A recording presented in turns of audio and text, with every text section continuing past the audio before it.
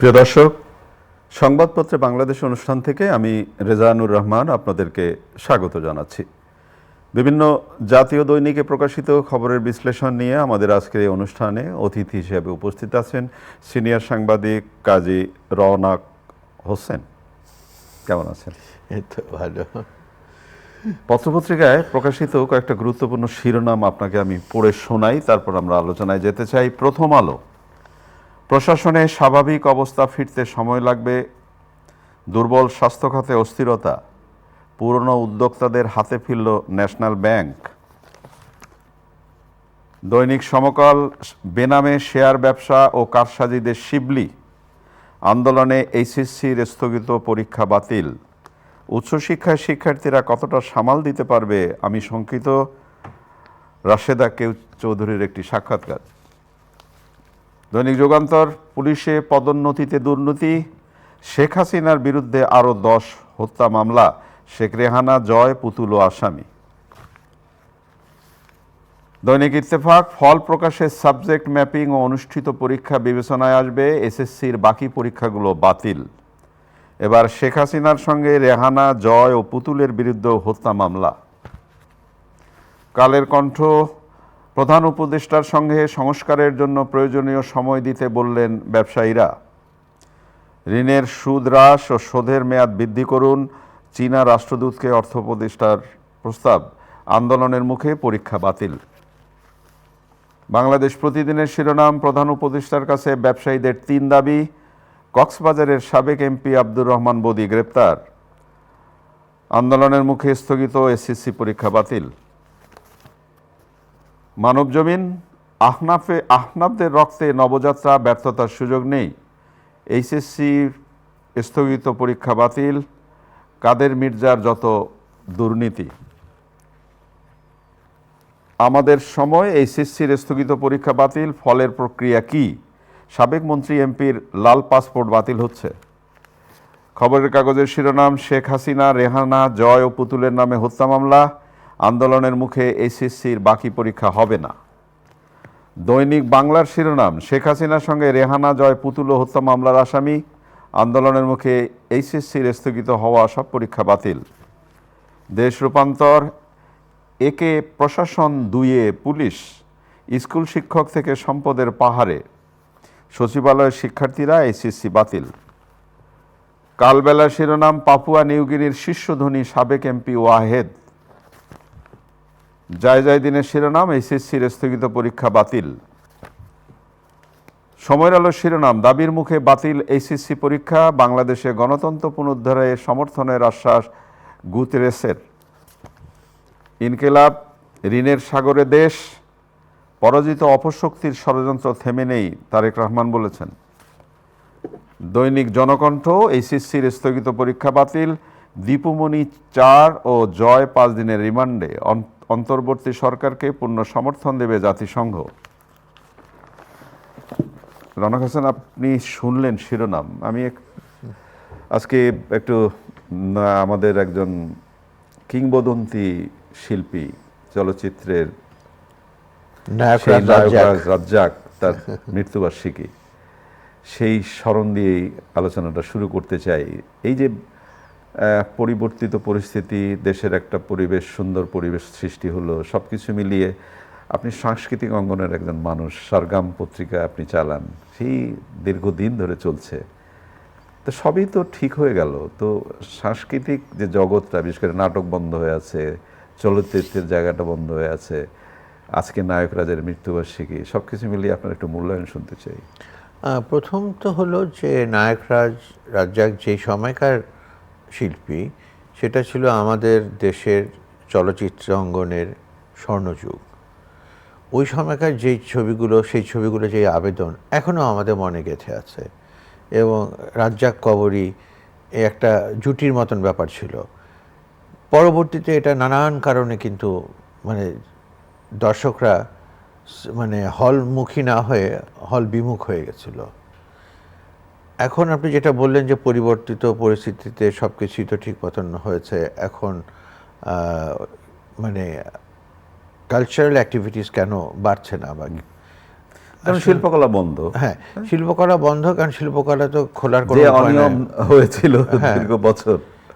সেটা একটা ব্যাপার আছে। আর একটা ব্যাপার হচ্ছে শিল্পকলাতে এখন ওটা আমাদের সেনাবাহিনীর একটি ক্যাম্প, জি, এবং বেশ বড় সড়ো ক্যাম্প। তো ওখানে ন্যাচারালি সাংস্কৃতিক কর্মকাণ্ড করা খুবই মুশকিল এখন হবে। মুশকিল, মানে যতদিন পর্যন্ত এই সৈন্যরা ব্যারাকে না ফিরে যাবে, ওখানে কিন্তু ক্যাম্প করা তো, মানে অনুষ্ঠান করা তো দূরের কথা, ওই গেটের ভেতরেই কাউকে ঢুকে দেওয়া হয় না।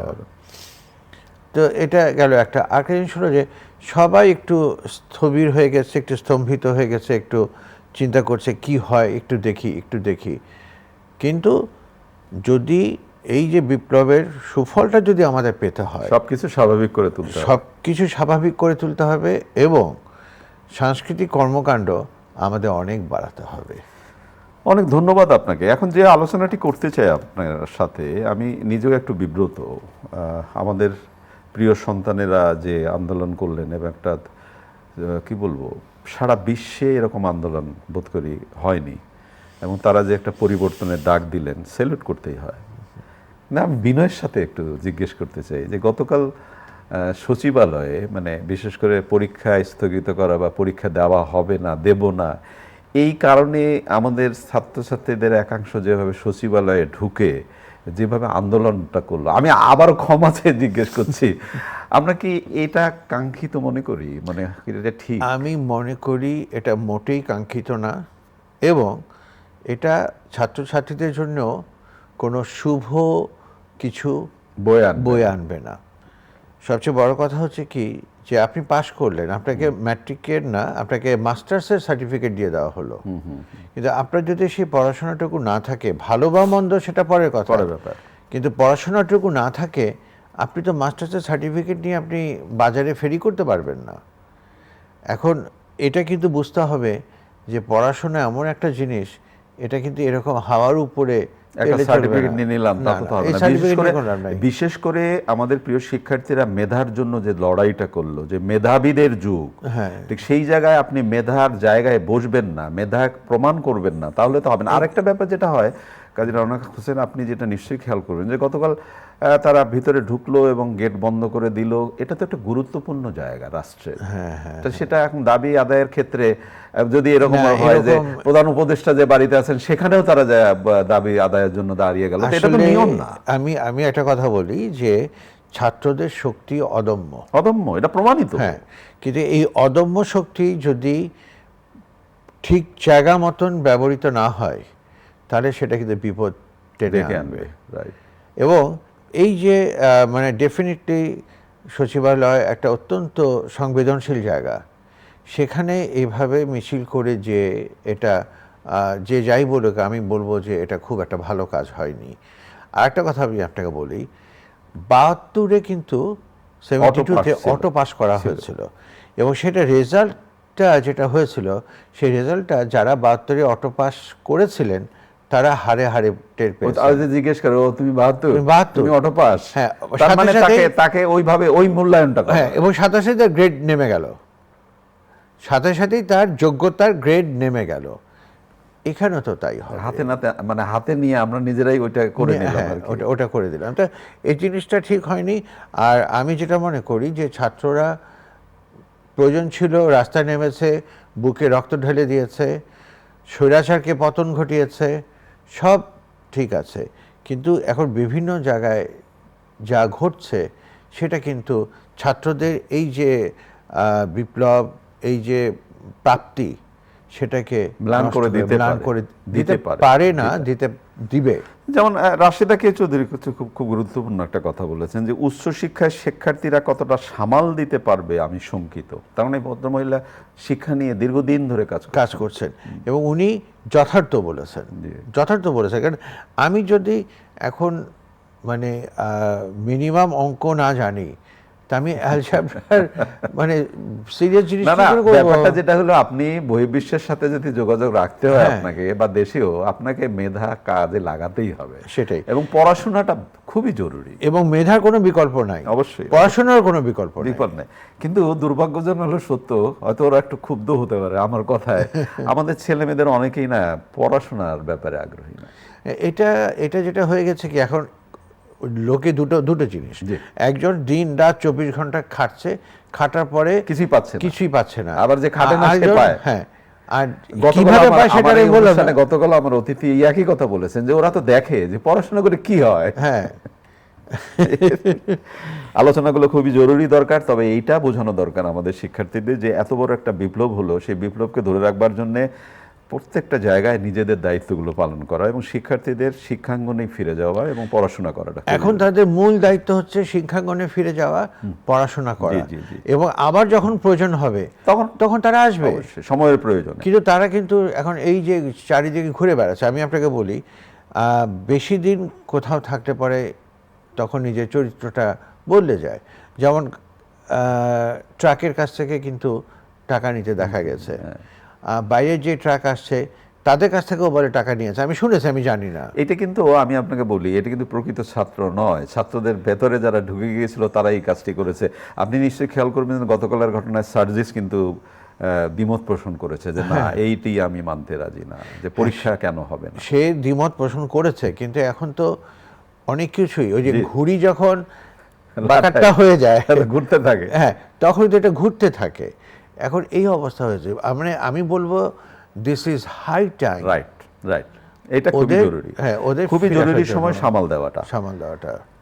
রাজনীতির আলোচনায় যদি একটু আসি, শেখ হাসিনার সঙ্গে রেহানা, জয় ও পুতুলের বিরুদ্ধে হত্যা মামলা খুবই স্বাভাবিক, কারণ খালেদা জিয়ার মতন একজন অসুস্থ মানুষের নামে যদি যাত্রাবাড়িতে গাড়ি পোড়ানোর মামলা হতে পারে, তাহলে তো এখানে কেন, যদি আরও পেছনে যায় তাহলেও আমি অবাক হব না। আমি একটা জিনিস খুব স্পষ্টভাবে বলতে চাই, আপনি দেখেন, আমি কিন্তু গুণগত পার্থক্য দেখছি না। এই যে মামলাগুলো হচ্ছে, জাস্ট দীপুমণির কথাই বলি, দীপুমণির এগেনস্টে যে মামলা হয়েছে, সেই মামলায় 500 জন জ্ঞাত আর 1200 জন অজ্ঞাত। মানে আপনি যেটা মামলার মেরিটটার কথা বলছেন। হ্যাঁ, মেরিটের কথা বলছি। তাহলে এই যে 1200 অজ্ঞাত মানেই হলো যারা এগুলো ডিল করে, তাদের ব্যবসা, তাদের বাণিজ্য, মানে গ্রেপ্তার বাণিজ্য। ধরে নিয়ে যে বলবে আপনি হয়তো বা জীবনে কোনোদিন কোনো মিছিলে যান নাই, অথবা গত 10 বছর দেশেই ছিলেন না, আপনাকে ফাঁসা দেওয়া হবে এবং বলবে যে টাকা দাও, নাহলে পরে চালান দেব। তাহলে যে আপনি একটু আগে বললেন যে আগেরটা পরেরটা কি দাঁড়ালো তাহলে? হ্যাঁ, একেবারে গুণগত কোনো পার্থক্য আমি দেখছি না। আমি সংস্কার করতে গেলে আরেকটা জিনিস আমি আপনাকে বলি, যত অপকর্ম হয়েছে সবই কি শেখ হাসিনা করেছে? নিশ্চয়ই না। যত অপকর্ম হয়েছে তার আশেপাশে পরিষদ ছিল। এখন প্রফেসর ইউনূসকে কিন্তু এই জায়গাটা খোলা রাখতে হবে, তার কাছে যেন লোক বলার সুযোগ পায় যে স্যার আপনি কিন্তু টের পাচ্ছেন না, আপনার এই লোকটা কিন্তু এই করছে। তা নাহলে কিন্তু মানে আপনি যা করছেন সেটাই ভালো, বাহ দারুণ, এগিয়ে যান, সেইটা না বলে একটু সমালোচনা বা একটু বুঝিয়ে দেওয়া, এই জায়গাটার কথা। হ্যাঁ, অবশ্যই। যেমন কিছু পদোন্নতি হয়েছে যাদের বিরুদ্ধে অনেক অভিযোগ আছে, এই ব্যাপারগুলোতে আমি মনে করি যে একটু স্ট্রিক্ট হওয়া উচিত। আর আসলে আমরা আরেকটা জিনিস আমাদের মাথায় রাখতে হবে যে সাবেক প্রধানমন্ত্রী ভারতে বসে আছেন, ভারত কিন্তু খুব দূরে না, আমাদেরকে অত্যন্ত সতর্ক থাকতে হবে। তারেক রহমান যে কথাটা বলেছেন লন্ডন থেকে, গতকালও বলেছেন যে আমাদের ছাত্রদের এই রক্তের বিনিময়ে যে বিপ্লব সাধন হলো, এটাকে নস্যাৎ করার জন্য প্রতিটি পদে পদে লোক বসে আছে। তো তাহলে আমাদের তো আরো অনেক সতর্কতার সাথে চলতে হবে, একদম মানে চোখ বন্ধ করে। আর যেটা হয়েছে কি, এখন আপনার সাথে আমার শত্রুতামি আছে, আমি যে বলে দিলাম যে আরে ও তো এইটা করে, হ্যাঁ এটা করে, ব্যাস আপনাকে বাদ দিয়ে দিল। এই জিনিসটা করলে হবে না, কারণ ঠক বাঁচতে যেন গা উজাড় না হয়। অনেক গুরুত্বপূর্ণ কথা বলেছেন, এটাই খুবই জরুরি। প্রধান উপদেষ্টার কাছে ব্যবসায়ীদের 3 দফা দাবি উত্থাপন হয়েছে: গ্যাস বিদ্যুৎ সরবরাহ, স্বাভাবিক আইন শৃঙ্খলা এবং পাচার অর্থ ফেরত। এই 3টার একটিও খুব সহজ ব্যাপার না। প্রথম কথা হলো যে মনে রাখতে হবে একটা অদ্ভুত ব্যাপার এসে গেছে, যে প্রধান উপদেষ্টা এসেছেন এবং আমার মনে হচ্ছে যে ওনাকে সম্ভবত সবাই আমরা আলাদিনের চেরাগের সেই দৈত্য মনে করছি। ওনার পক্ষে সব সম্ভব। ওনার পক্ষে সব সম্ভব। প্রেস ক্লাবের সামনে দেখবেন প্রতিদিন 5টা 6টা করে মানববন্ধন এবং দাবি নিয়ে হচ্ছে একদম সকাল থেকে সন্ধ্যা পর্যন্ত। এক গ্রুপ যাচ্ছে আর এক গ্রুপ আসছে, এই সাইডে জায়গা হচ্ছে না, ওই সাইড দিয়ে করছে। তো এই যে এত মানে 2 সপ্তাহ পার হচ্ছে মাত্র, কিন্তু এখনই এত দাবি, এত কিছু, এটা তো মানে খুবই মুশকিল হয়ে যাবে। এবং তখন হবে কি, তড়িঘড়ি করতে গেলে পরে অনেক গুরুত্বপূর্ণ জিনিস, অনেক গুরুত্বপূর্ণ বিষয় ইগনোরড হয়ে যাবে। এবং তাতে কিন্তু আমি বারবার যেটা বলছি যে সর্বাঙ্গীন যে সুফল আমরা আশা করছি, ডেফিনেটলি আমরা একটা স্বৈরাচারের হাত থেকে মুক্ত হচ্ছি, ডেফিনেটলি আমরা অপকর্মগুলোর শাস্তি চাই। দীপুমণির এগেস্টে যত দায় আছে, জয়ের এগেস্টে, জয় বলতে আমি মন্ত্রী জয় বলছি আর কি। তারপরে যে সালমান এফ রহমান, হ্যাঁ, এখন দেখেন যে সালমান এফ রহমান সে তার এতদিনের দাড়ি কেটে মানে ভেগ পাল্টে করলো, কিন্তু এগুলো হবে না। এখন আমরা যদি একই কাজ করি, আমরা রিমান্ডে নিয়ে যদি একই ব্যবসা করি, তাহলে কিন্তু হবে না। মানে আপনি হাতের আঙ্গুল দিয়ে বুঝিয়ে দিয়ে সেটাই, যদি একই ব্যবসা করি, কারণ এটাই তো হয়। আমি এই জন্য বলছি, দুদকের আজ পর্যন্ত দুদকের কোনো তদন্তের, কোনো মামলার বিচারের রায় দেখেছেন আপনি? হ্যাঁ, এটা একটা প্রশ্ন বটে, অবশ্যই প্রশ্ন এটা। আমরা যখন এই আলোচনাগুলো করছি তখন কিন্তু চট্টগ্রাম ডুবছে, এবং ইত্তেফাকের এই ছবিটা যদি আপনাকে দেখাই, জি, দেখেন একটা শহরের চিত্র, বুক সমান পানি। এই চিত্রটি কিন্তু আজকের না, সামান্য বৃষ্টি হলেই চট্টগ্রাম ডুবে যায়। অথচ ওখানে 3টা প্রতিষ্ঠানের কারসাজি, লড়াই, মানে নানাভাবে আছে। আমরা তো আশা করতেই পারি যে বর্তমান সরকারের এই সময়ে চট্টগ্রামে কেন বারবার ডোবে বৃষ্টির পানিতে, একটা সুরাহা হবে আশা করি।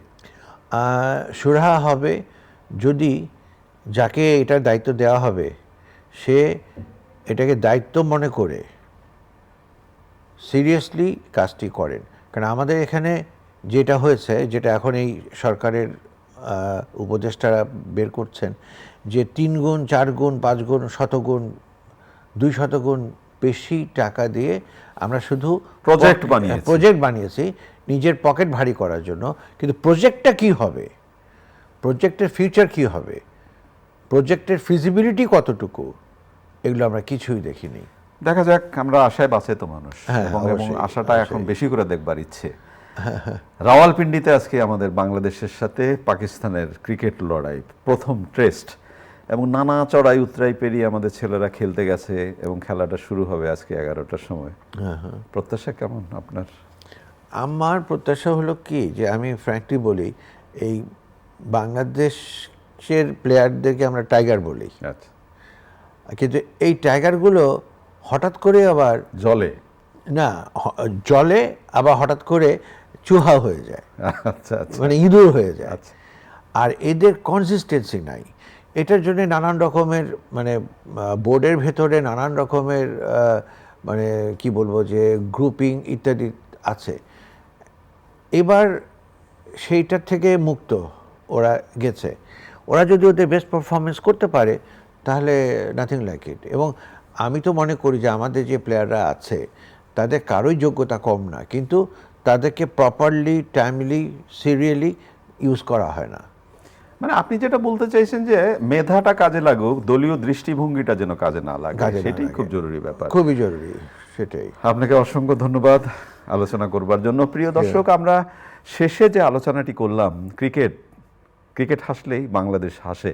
রাওয়ালপিন্ডিতে আজকে প্রথম টেস্ট বাংলাদেশের সঙ্গে পাকিস্তানের। আমরা তো আশা করতেই পারি একটা ভালো খেলা উপহার দিবে বাংলাদেশে লড়াকু ক্রিকেটাররা। ভালো থাকবেন, আগামীকাল নিশ্চয়ই এই সময় আবার কথা হবে। খোদা হাফেজ।